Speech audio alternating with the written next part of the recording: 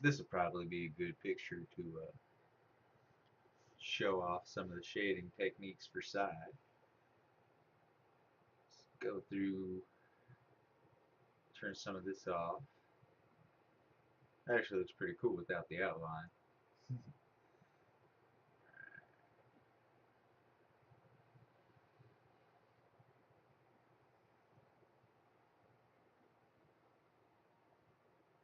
Turn off, leave the color on.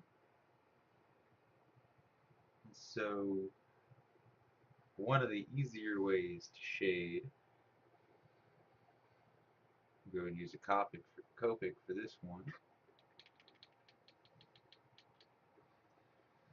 The easiest way, kind of like the lazy method, but it works really well. Do a new layer, make sure it goes over your color, and then under mode, you just turn it to shade, then it'll be kind of like a darker gray, or it'll semi-match whatever color is already on there. And then to make it even easier, go to your main outline layer and use this magic tool or magic wand tool to select the areas you're going to be working on.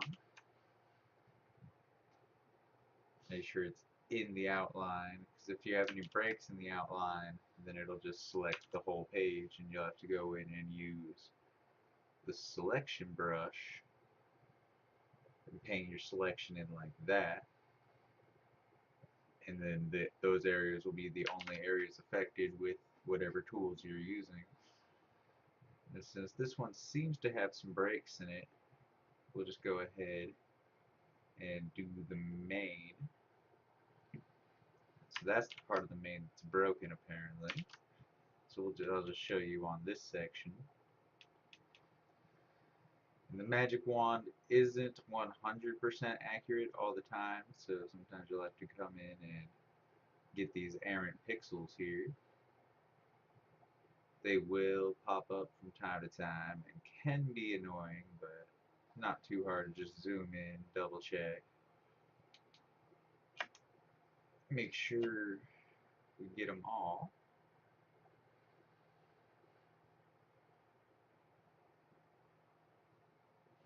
And now that those areas are in the selection base, when we go to do the shading, those will be the only areas the brush will actually lay anything down on, which is kind of nice. And you come to this new layer, the shade layer, and go with whatever brush you like to use the most. And as you can see, it won't let me draw anywhere else now. You can come in and hit the areas you want the shading to be in.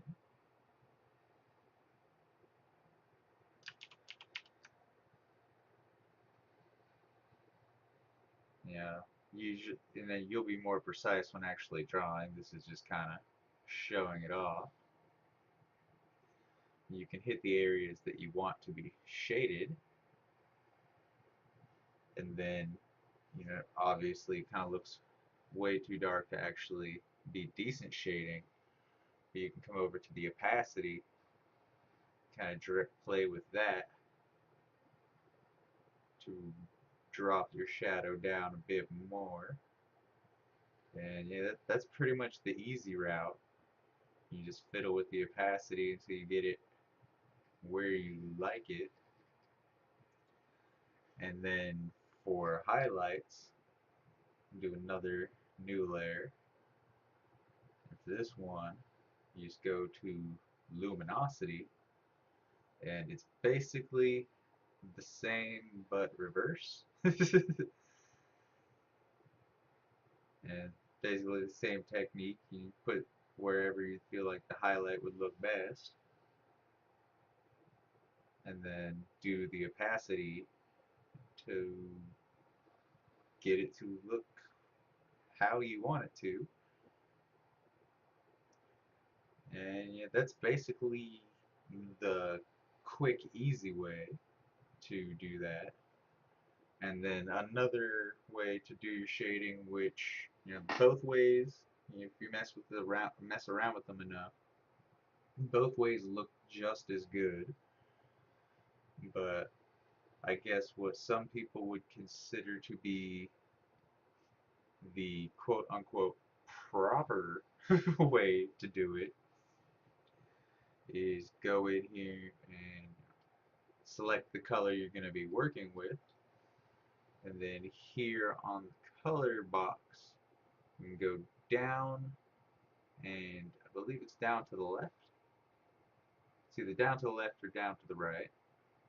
So we'll go down, we'll get our pen so we can actually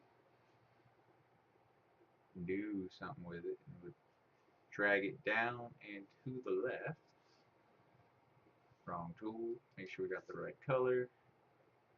Down and to the left just a little bit. Go back to the good old Copic. Alright, so maybe it is down to the right. My bad. Sometimes I get a little dyslexic. Get things backwards.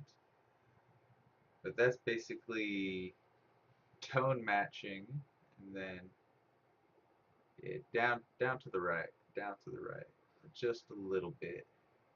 You can do this in stages. Take it, get your middle tones, so you'll have your base color, and then up and to the left will be your highlight, and down to the right will be your shading. And you can actually go through and I'll show you another good method here. So go down a little bit more, get it nice and dark, get our Copic back up, make another new layer for shading.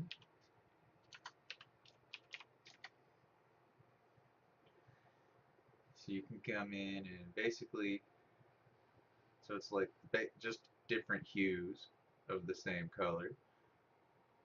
You start out fairly dark in the areas where it would be, and you can kind of bring it back up closer to your original tone for the areas where it wouldn't be as dark.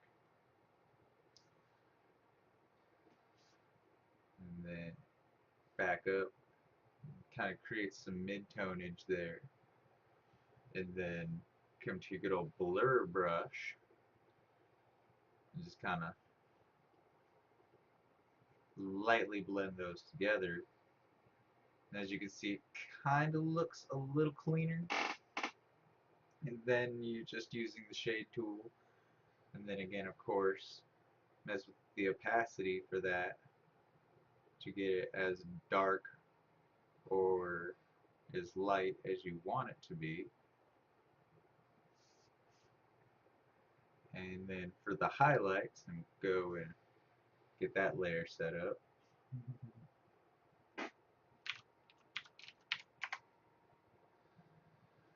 So for the highlights is the exact opposite. Go back to your base color, and then up and to the left, and it basically gives you the same thing. You're working the same color, but it's just a little bit lighter. Throw that in there, and then maybe just a little bit darker. That way, you have the a natural gradient going on. And then from there, again, just a little light blur.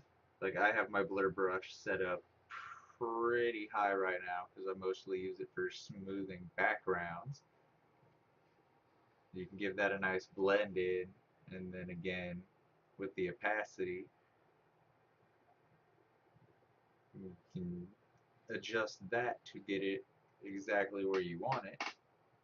And then yeah, that's basically the two ways I know of shading on SAI.